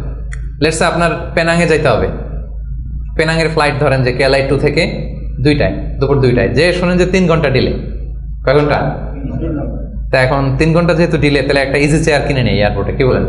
একজন করলো কি, ইজি চেয়ার একটা কিনে নিল। এয়ারপোর্ট ধরেন যে অনেক খাবার দাবার ওখানে কিনে নিল, এরপরে ওখানে একটা এটা কিনলো সেটা কিনলো, মানে ওখানে একটা খাট কিনে নিল, এটা কিনে নিল। বিশাল এয়ারপোর্টের মধ্যে সে বিশাল আয়োজন করতেছে 3 ঘন্টা এনজয় করার জন্য। কোনো পাগলও কি এমনটা করে? কেন করে না? কারণ আবিরুস সাবিল, সে তো ট্রাভেলার। 3 ঘন্টা তো কোনো রকম সূরাতে যায় একটু নামাজ পড়তে পড়তে, অথবা একটু কোরআন তেলাওয়াত করতে করতে, অথবা ক্ষুধা লাগলে একটু কেএফসিতে ঢুকে একটু ফ্রেঞ্চ ফ্রাইস খেতে খেতে তো চলে যাবে, কি বলেন? এইভাবেই তো আমরা কাটাই। আমাদের ফ্লাইট ডিলে হলে কি করেন বলেন? 3 ঘন্টা ফ্লাইট ডিলে হয়েছে, এয়ারপোর্টে কি করেন? কিছু জরুরি ফোন কল আছে, সেরে নেই নাকি? একটু পত্রিকায় ঢুমারি, কি কি নিউজ আজকে দেশে বিদেশের একটু দেখি, তারপরে একটু নামাজ পড়ে নেই, বা একটু অজু করে নেই, একটু ওয়াশরুম সেরে নেই, ক্ষুধা লাগলে একটু মেনুম খেয়ে নেই, বা এটা একটু করে নেই। এইভাবে আমরা সাধারণত আমাদের ফ্লাইট ডিলে হলে টাইম পাস করি। তো এখন রাসূল ইসলাম বলছেন, এই দুনিয়ার পুরো জীবনটাই আসলে তো এটা তো একটা ট্রানজিশন পিরিয়ড। আমরা মানে আমাদের ভাবনাতেই ওইটা আনি না যে আমাদের বিশাল এক জগৎ, আমাদের বিশাল এক ব্যবস্থাপনা ওখানে পড়ে আছে, ওইটার ওইভাবে ফিল করি না। বলি, পড়ি, শুনি, কিন্তু ফিলিংসটা ওইভাবে আসে না। মানে এমনভাবে এই দুনিয়াতে আষ্টে পৃষ্ঠে দুনিয়া কেন্দ্রিক আমাদের এমন ভাবনা। একটা মজার ঘটনা বলি। নূহ আলাইহিস সালামের সময়ে এক মা তার ছোট বাচ্চাকে কোলে নিয়ে আল্লাহ নবী নূহ আলাইহিস সালামের কাছে এসে বলতেছেন, ইয়া নবী আল্লাহ, হাদা ইবনি উদউ আল্লাহ লা, আমার ছেলে একটু দোয়া করে দেন। তো নূহ আলাইহিস সালাম বলতেছেন, কাম উমরু, তোমার ছেলের বয়স কত? সে বলতেছে, সালাসুমি আসানা, 300 বছর। কোলের শিশু বয়স কত শুনতেছেন? 300 বছর। নূহ আলাইহিস সালাম বলে, তোমার কোলের শিশু 300 বছর বয়স, অবশ্যই দোয়া করবো, আল্লাহ তার জীবনে বরকত দেখ। কিন্তু তুমি কি জানো, শেষ জামানার যে উম্মতরা আসবে তারা 60 থেকে 70-এর মধ্যে সব মরেই যাবে। আমাদের গড় বয়স এটা না, রাসূল সাল্লাল্লাহু আলাইহি ওয়াসাল্লাম বলেছেন, আমারু উম্মতি মা বাইনা 60 ইলা 70, আমার উম্মতের গড় বয়স 60 থেকে 70। ওয়া আকাল্লুহুম মান ইয়াজুজু যালিক, অল্প কিছুই এটা ক্রস করে বেশি হায়াত পাবে। 80, 90, 100 এরকম হায়াত তো খুব কম না, রেয়ার কেস না? অ্যাভারেজ বয়স কত আমাদের? 60 থেকে 70। তো বলতেছে যে তুমি যে দোয়া চাইলা, ভালো, আমি দোয়া করি, তবে জেনে রেখো শেষ জামানার উম্মতদের গড় বয়স হবে 60 থেকে 70। এই কথা শুনে তো মহিলা বলে, ইয়া নবী আল্লাহ আয়াবনুন আল বুয়ুত, তাহলে তারা কি দুনিয়াতে ঘরবাড়ি বানাবে? মানে 60-70 হলে তার ঘরবাড়ি বানানো লাগে না, কি বলেন? 60-70 এটা তো এমনি সেমনি গাছের নিচে একটু খেয়ে দেয়, সাঁতার কেটে ঘুরে ফিরে, তো এমনি চলে যাবে। তো এখন এই মহিলারা যদি বুর্জ আল খলিফা দেখানো যাইতো, আর এখানে এই যে সাতু মালয়েশিয়া টাওয়ার, সিগনেচার টাওয়ার আর মার্দেকাস টাওয়ার যদি দেখানো যেত, তাহলে বুঝতো যে কি বিল্ডিং আমরা বানাইতেছি। তো রাসূলুল্লাহ সাল্লাল্লাহু আলাইহি ওয়াসাল্লাম কি বলেছেন দেখেন, কুন ফি দুনিয়া কান্নাকা গরীব আও আবিরু সাবিল, এই দুনিয়াতে এমন ভাবে থাকো যেন তুমি স্ট্রেঞ্জার, তুমি ট্রাভেলার। এবং ইবনে উমর রাদিয়াল্লাহু তাআলা আনহু বলতেন, ইদা আমসাইতা ফালা তানতাযিরিস সাবাহ, এখন রাত তো, কালকে সকাল যে পাবা এটা নিয়ে বসে থেকো না, আশা করো না এত বেশি। পাইলে বোনাস, পাইলে কি সকাল পেয়ে গেছি, রাতের অপেক্ষা করো না। ওয়া ইদা আসবাহতা ফালা তানতাযিরিল মাসা, সকাল পাইছো তো রাতের জন্য বসে থাকো না, যদি পাও রাতটা তাহলে বোনাস, খুশি লাগবে। বোনাস পেলে কেমন লাগে? আর যদি আপনি এক্সপেকটেশন নিয়ে রাখেন যে আমি তো 1000 বছর বাঁচবো, এখন দেখেন যে সন্ধ্যাবেলা আজরাইল চলে আসছে, তখন সব একেবারে ভেস্তে যাবে। এজন্য এক্সপেক্ট লেস, তাহলে সুখে থাকবেন। কিন্তু বনি আদমের দেখেন আরেকটা হাদিস না বললেই না, রাসূল সাল্লাল্লাহু আলাইহি ওয়াসাল্লাম বলছেন যে আমাদের প্রত্যাশার ইয়েটা কত বেশি। সহিহ বুখারীর হাদিস, যে লাউ আন্না লিবনি আদম ওয়াদিয়ান মিন যাহাব আহাব্বা ইয়াকুন লাহু ওয়াদিয়ান ওয়া লা ইয়ামলা আফাহু ইল্লা তুরাব, আমাদের প্রত্যেককে যদি একটা করে স্বর্ণের পাহাড় দিয়ে দেওয়া হয়, আমাদের যে চাই আরো লাগবে, টেন্ডেন্সিটা এমন। রাসূল সাল্লাল্লাহু আলাইহি ওয়াসাল্লাম উপমা দিয়ে বোঝাচ্ছেন, আমাদের প্রত্যেককে একটা করে যদি স্বর্ণের, যদি বলা হচ্ছে ভ্যালি, উপত্যকা বোঝানোর জন্য বলছি, দুই পাহাড়ের মধ্যবর্তী জায়গাকে ভ্যালি বলে, লেটস সে ধরেন পাহাড়ের সমান, আমাদের প্রত্যেককে একটা করে পাহাড়ের সমান স্বর্ণের পাহাড় যদি আমাদেরকে দিয়ে দেওয়া হয়, আমাদের টেন্ডেন্সি হবে যে আরেকটা কিভাবে পাওয়া যায়, এটা হচ্ছে আমাদের টেন্ডেন্সি। এবং কবরে যাওয়ার আগ পর্যন্ত এই চাহিদা কমবে না। আচ্ছা বলেন, একটা পাহাড় কেন, 1000 কেজি স্বর্ণ পাইলে তো আমরা 14 গোষ্ঠী খেয়ে তো শেষ করতে পারবো না, পারবো? তারপর আমাকে দেয়া হলো উহুদ পাহাড় পরিমাণ একটা স্বর্ণের পাহাড়, এরপর আমার আরেকটা কেন লাগবে, এটা বোঝান কেন লাগবে? কিন্তু হিউম্যান বিং এর নেচার, যারা আছে বেশি সে চায় বেশি, তার ডিমান্ড বেশি, তার এক্সপেকটেশন বেশি। এজন্য সম্পদ হইলেই যে সুখ আসবে এমন না। খেয়াল রাখবেন, মানুষ যত ধনী হয় তার রিজিকের পেরেশানি তত বাড়ে, কিন্তু ধনী হয়েছিলই রিজিকের পেরেশানি কমানোর জন্য। কি বলেন? এই যে আমরা ধনী হইতে চাই কেন? যাতে রিজিকের টেনশনটা কমে, হ্যাঁ, একটা সুন্দর লাইফ লিড হয়। কিন্তু যত ধনী হচ্ছি পেরেশানি কি বাড়ে না কমে বলেন তো? এই জন্য expect less, you will be happy. এই পয়েন্টটা বুঝতে পারছেন? আচ্ছা, 8 number, do not expect gratitude from anyone. কাছাকাছি কিন্তু একটু ভিন্নতা আছে। কারো কাছ থেকে আপনি গ্র্যাটিটিউড আশা করে বসে থাকবেন না, মানে অন্য কেন আমার কাজের অ্যাপ্রিসিয়েট করলো না, আমার কেন থ্যাঙ্কস দিল না, হ্যাঁ, আমার মূল্যায়ন করলো না, আমার দাম দিল না, আমার নামটা নিল না, এরকম হয় না সমাজে? আছে না যে আমার নামটা তো নিল না, কি বলেন, আমার তো মূল্যায়ন করলো না, আমার তো দাম দিল না, ওরা আমি দেখে নিব। এইটা যখন আপনার মধ্যে আসবে যে আমারে কেন অ্যাপ্রিসিয়েট করে না, আমাকে মূল্যায়ন কেন করে না, এই তো আপনি আপনার সুখ নষ্ট করে দিলেন। এই টেন্ডেন্সি থেকে বেরিয়ে হবে না। যেটাই করবো একজনের মানে খুশির জন্য, তিনি কে? আল্লাহ। আপনি আল্লাহ তাআলার খুশির জন্য সব করেন, আপনি হ্যাপি হবেন, আপনার কাজের অ্যাপ্রিসিয়েশনও পাবেন, আপনার নামও মানুষ নিবে, সবই হবে। কিন্তু করবেন কার খুশির জন্য? এক্সপেকটেশন যদি থাকে যে আমাকে কেন থ্যাঙ্কস দিল না, আমার গ্র্যাটিটিউড কেন দিল না, এই তো আপনার মধ্যে অশান্তি চলে। আপনি ভালো কাজ করেন, ভালো কাজ করলে এটা অ্যাপ্রিসিয়েশন আসবে। বাগানে ফুল ফুটলে ওটা সুঘ্রাণ ছড়াবে, আকাশে চাঁদ উঠলে ওটা দেখবে, ওটা লুকিয়ে থাকে নাকি? ওটা আসবেই। এজন্য বিশ্বাসীদের টেন্ডেন্সি হবে কিরকম? সূরাতুল ইনসান আল্লাহ তাআলা বলছেন আবরারের বৈশিষ্ট্য কি, বলতে বলতে শেষে আল্লাহ বলছেন ইন্নামা নুতঈমুকুম লিওয়াজহিল্লাহ লা নুরিদু মিনকুম জাযাআও ওয়ালা শুকুরা, যে আমরা তোমাদেরকে এই যে আপ্যায়ন করাচ্ছি, খাওয়াচ্ছি, এটা এটা আল্লাহর সন্তুষ্টির জন্য, লিওয়াজহিল্লাহ। তোমাদের কাছে কোনো জাযাকাল্লাহু খায়র বলবা এটাও লাগবে না, শুকরিয়া বলবা এটাও চাই না, জাযা শুকুর কিছুই চাই না, সব করি কার জন্যে? আপনি এটা করে দেখেন, do everything for the sake of Allah, you'll be happy. কিছু পাইলে তো পাইলেন, কিন্তু ও কেন গণলো না, ও দাম দিল না, ও নাম নিল না, মূল্যায়ন করলো না আমাকে, এইটা থেকে বেরো আসতে হবে। এইটা যতদিন আপনি লালন করবেন আপনি আনহ্যাপি হবেন। বুঝতে পেরেছেন? 8টা গেল, আর কয়টা আছে?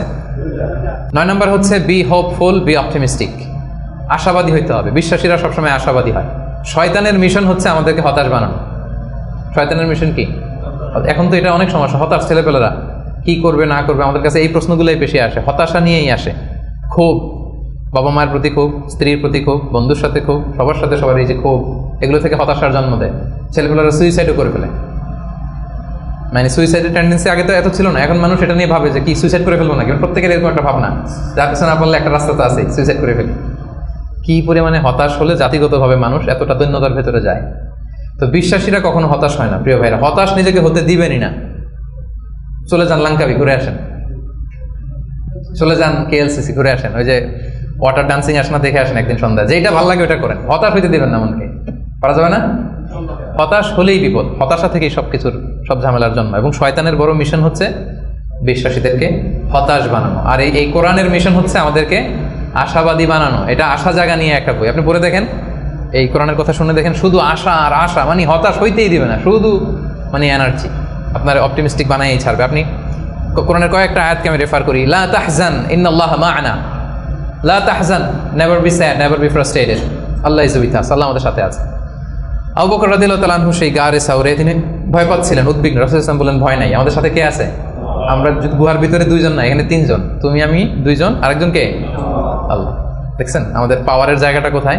সবসময় এটা ফিল করবেন যে আল্লাহ আমার সাথে আছে, আল্লাহ আমার একা ছেড়ে দেয় নাই, উনি আমার বড় গার্ডিয়ান। এরপর সূরা ইউসুফ আল্লাহ বলেছেন, লা তাইয়াসু মির রাহিল্লাহ, আল্লাহর রহমত থেকে নিরাশ হবে না। ইন্নাহু লা ইয়াইয়াসু মির রাহিল্লাহ ইল্লাল কওমুল কাফিরুন, কাফিররা ছাড়া কেউ আল্লাহর রহমত থেকে নিরাশ হয় না।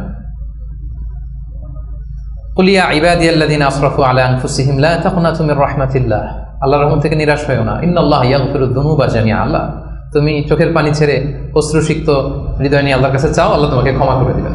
তিনি তো ক্ষমা করার জন্য বসে আছেন। এভাবে আপনি দেখবেন যে আপনার যে কোনো মোমেন্টে আল্লাহর দরজা খোলা 24/7। সূরাতুল ইনশিরাহ আল্লাহ বলছেন, ইন্নামা আল উসরি ইউসরা, কষ্টের পরেই কি আছে? স্বস্তি, সুখ। সুখের কথা শুনলে এনার্জি আসতেছে না, যে এখন কষ্ট যাচ্ছে আমার, কিছুদিন পরে কি আসতেছে? সুখ আসতেছে। এটাই নিয়ম। ওয়ালা তাহিনু ওয়ালা তাহজানু ওয়া আনতুমুল আ'লাউনা ইন কুনতুম মুমিনিন, আপনি বিপদে আছেন, আপনি অপ্রেসড, আল্লাহ বলতেছে চিন্তা নাই, টেনশন নাই, তুমি যদি মুমিন হও, বিশ্বাসী হও, বিজয় তোমার হবেই, বিজয় একদিন তোমার হবেই হবে। তো এই যে কোরআন আমাদেরকে এইভাবে মোটিভেশন দেয়, আমাদেরকে হোপফুল থাকতে বলে, অপটিমিস্টিক থাকতে বলে। এবং আপনি যদি খেয়াল করেন যে আমাদের হতাশ হওয়ার কোনো সুযোগ নাই, তো আমাদের, আপনি সুখে আছেন তো আপনি শুকরগুজার হবেন। আমরা সুখ আসলে, বুশরা, সাকসেস আসলে আমরা কি করি? আলহামদুলিল্লাহ। তাহলে আল্লাহ শুকুর করলাম, শুকুর করলে সওয়াব আছে না? আচ্ছা, এখন আমার বিপদ আসছে, পরীক্ষা, দুর্ঘটনায় পড়ছি, তখন আমরা সবর করব। কি করব? সবর একটা ইবাদত না? সওয়াব আছে না? তাহলে আমাদের মুমিনদের পুরো জিন্দেগিতে এই 2টা ইবাদত ছাড়া কোনো একটা মুহূর্ত কাটে? আমার সারা জীবন হয় আমি শুকরে আছি, নয় সবরে আছি। কি বলেন? কন্টিনিউয়াস এই 2টা ইবাদত কিন্তু মুমিনের জীবনে চলমান, আর এই 2টা ইবাদতের কারণে কন্টিনিউয়াস আপনি সওয়াব পেতেই থাকবেন। আপনি শুকর গুজার অবস্থায় আছেন, শুকরের সওয়াব আমল নামে উঠতেছে। বিপদে পড়ছেন, হসপিটালে আছেন, অসুস্থ, কি করতেছেন তখন? সবরের সওয়াব আমল নামে উঠতেছে কন্টিনিউয়াস। তো এই যে আমি কন্টিনিউয়াস সওয়াব পেয়ে যাচ্ছি, এটা কি আপনার মনে আশা জাগায় না? কি বলেন? এমনকি রাসূল সাল্লাল্লাহু আলাইহি ওয়াসাল্লাম বলেছেন, হাত্তা শাওকাতি ইউশাকুহা ইল্লা কাফারাল্লাহু বিহা মিন খাতায়া, তোমার জীবনের দুঃখ, কষ্ট, জ্বালা, যন্ত্রণায় প্রতিটা কষ্টের মধ্য দিয়ে আল্লাহ তোমার গুনাহ মাফ করে দেয়। আপনার জ্বর হয়েছে, গুনাহ মাফ। দুর্ঘটনা হয়েছে, গুনাহ মাফ। পিছলে মাটিতে পড়ে গেছেন, পা ভেঙে গেছে, গুনাহ মাফ। এমনকি বড়ই গাছে উঠছেন বড়ই খাওয়ার জন্য, বড়ই একটা টান দিচ্ছেন, দিকে কাটা ঢুকে গেছে, ইস ব্যথা, এই যে ইস বলে কষ্ট পাইছেন, আল্লাহ বলছে এই কষ্টের কারণে গুনাহ মাফ করে দিলাম। আশা জাগে, আশা। আপনি হতাশা পান করে এবার আমারে বলেন, আপনি কোন ডিকশনারিতে হতাশা খুঁজে? হতাশার তো কোনো সুযোগই নাই আমাদের পুরো জীবনটা হচ্ছে আশা দিয়ে ভরা, শুধু আশা আর আশা। এই যে আমরা এই পৃথিবী থেকে বিদায় নিব, আমরা মারা যাবো, এটা আপনার হতাশ লাগে? কষ্ট লাগে? আরে এটাই তো আসল আশার জায়গা। দেখেন এই দুনিয়ার কষ্টটা আমি আপনার বুঝাই। কিছুদিন আগে আব্বা মারা গেল, ধরেন এই যে কষ্ট, এরপরে গেল আম্মা, আহারে কষ্ট, এরপরে বউ মারা গেল, আহারে কষ্ট। এই দেখেন কষ্ট, অন্যান্য কষ্ট বাদ দিলাম, আমার প্রিয়জনরা যে আমার থেকে বিদায় নিচ্ছে একটার পর একটা, আমার তো ক্ষতবিক্ষত হচ্ছে না হৃদয়, আমি কষ্ট পেতে পেতে আপনি কত কষ্ট পাবেন। ওইখানেই কষ্ট আছে আপনার, ওইখানের কথা ভাবলেই আরে আমার বউরে তো আমি ওখানে পাবো, আরে আমার দাদাকে তো আমি ওখানে পাবো, আমার আব্বাকে আমি এত ভালোবাসতাম, আমার আব্বার ওইখানে পাবো আমি। বিশ্বাসে যদি হয় আমার আব্বা আম্মা স্ত্রী দাদা দাদি মিলে আজীবন আতান গায়রা মাজজুজ, চিরকাল ওখানে থাকবো।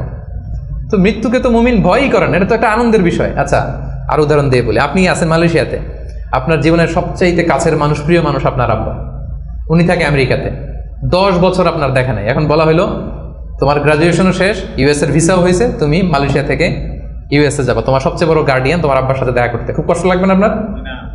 কি লাগবে বলেন না কেন, কেমন লাগবে আপনাদের? আপনি মহা খুশি হবেন না? আপনার বাবা, আপনার পিতা, আপনার সবচেয়ে বড় গার্ডিয়ান, তার সাথে আপনি দেখা করতে যাবেন। বলেন আমাদের জীবনের মরণের সবচেয়ে বড় গার্ডিয়ান কে? আল্লাহ। আমার সবচেয়ে বড় অভিভাবক কে? আপনার অভিভাবক কি চেনেন না এখনো? আমার আপনার আমাদের সবচেয়ে বড় অভিভাবক কে বলেন তো? আল্লাহ। তো সেই অভিভাবকের কাছে আমি যাবো, আমি তো খুশিতে বাকবাকুম হয়ে বসে আছি, কবে যাব? এটা ফিল করতে হবে না? আমার আব্বা ইউএসএ তে থাকে, 10 বছর পরে আমার সবচেয়ে বড় অভিভাবক আমার আব্বার কাছে যাবো, ওইটাতে আমি এত খুশি।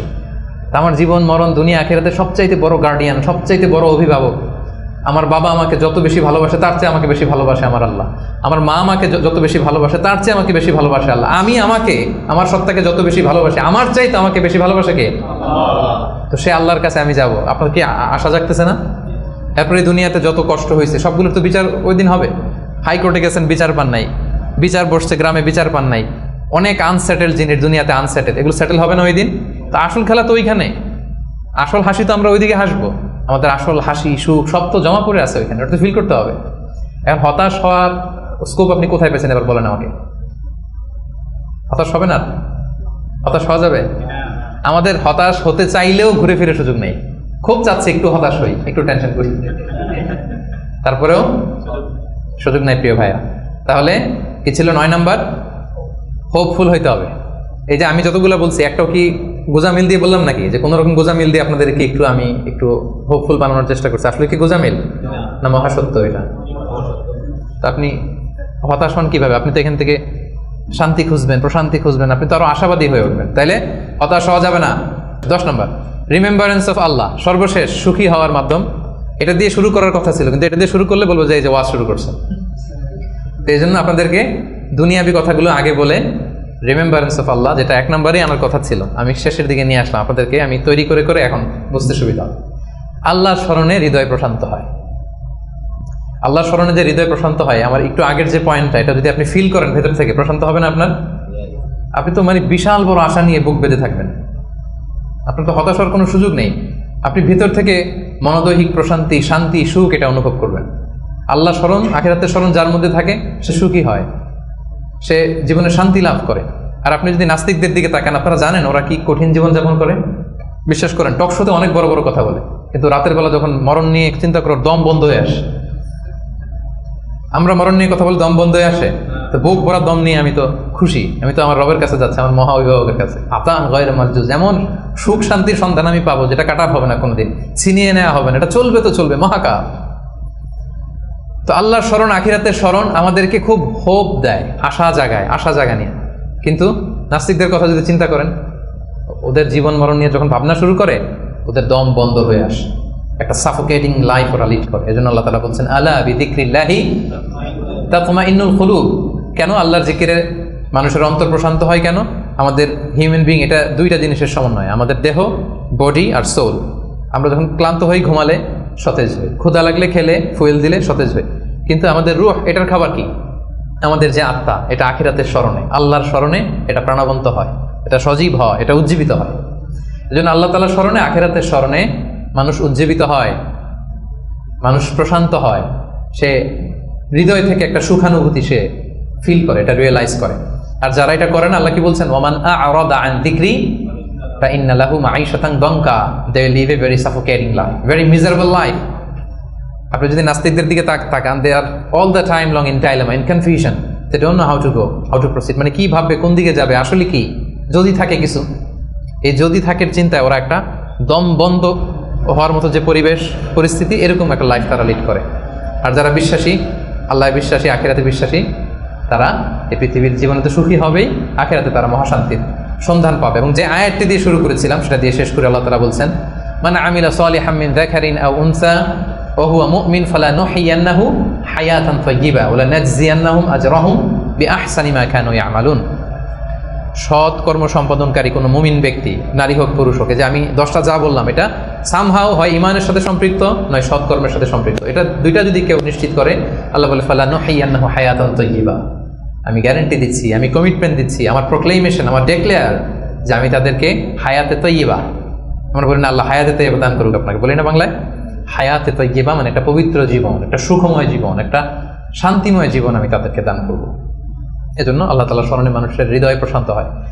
আল্লাহর স্মরণে, আখিরাতের স্মরণে যাদের হৃদয় প্রশান্ত হয়, এদের দুনিয়াতে যে কোনো কষ্ট নাই, সমস্যা নাই তা না, আছে অভাব অনটন আছে, দুর্ঘটনা আছে, কিন্তু এগুলো তাদেরকে উদ্বিগ্ন হতে দেয় না। কথা বুঝতে পেরেছেন? বিশ্বাসী সৎকর্ম পরায়ণশীল ব্যক্তিদের জীবনে কষ্ট আছে, দারিদ্রতা আছে, দুঃখ আছে, কিন্তু এটা তাদেরকে উদ্বিগ্ন বানায় না, এটা তাদেরকে অস্থির হতে দেয় না, অস্থির চিত্তের হয় না, তারা প্রশান্ত চিত্তের অধিকারী। আর আমরা শুরুতেই বলেছি যে অন্তরে সুখী বড় সুখ বা আসল সুখ। তো হৃদয়ের সুখটা তারা সবসময় অনুভব করে। আলা বিযিকরিল্লাহি তাতমাইন্নুল কুলুব, জেনে রাখো, সাবধান, আল্লাহ তাআলার স্মরণেই হৃদয় প্রশান্ত হয়। তো আমরা যেন আল্লাহ তাআলার স্মরণের মধ্য দিয়ে, আখিরাতের স্মরণের মধ্য দিয়ে পৃথিবীতে সুখী হতে পারি, প্রশান্ত চিত্তের অধিকারী হতে পারি। আল্লাহ তাআলা আমাদের সবাইকে কথাগুলো বোঝার ও আমল করার তৌফিক দান করুন।